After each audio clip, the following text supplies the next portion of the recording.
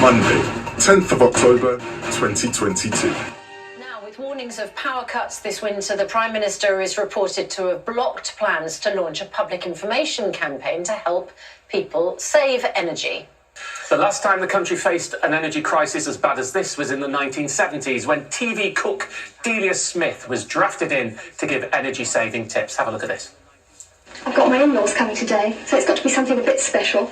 I set the oven at 350 degrees, which is gas mark 4, and on the top shelf I've got some spiced chicken, then some rice to go with it, and next door, Dad's favourite, bread and butter pudding.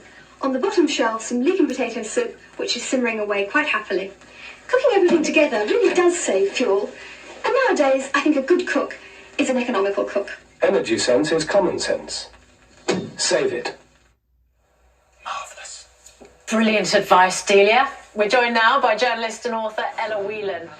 But the way in which information is used is important. And I think we are pretending that all the government has to do is sort of, tell us to turn off the radiators. Okay. I tell you, if you are in just a very clear point, if you are a working class family looking at the kind of bills that are heading towards you, you know how to save energy. You know how to do it because you're doing it and you're freezing. And I just think that any kind of pressure on people to do more like that is unfair. The concept that, of course, many people are already doing what they can, but more information to help everybody and to help energy security is important. For example, you mentioned showers. There's a website, Save Money, Save Water, where people can go on and find water-saving freebies to reduce the amount of water that they're using. Most water we use is heated. What a miserable existence. It doesn't what do you want us to do, huddle around a coal fire? Hold on. You're making...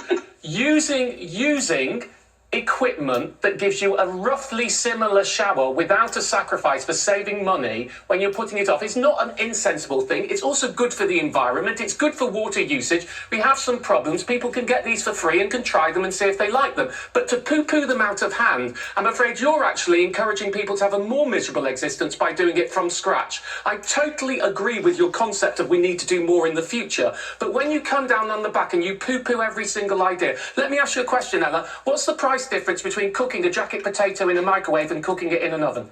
Look, the point is, what is it? What to is it? take 'Cause something like this. Information. I don't know.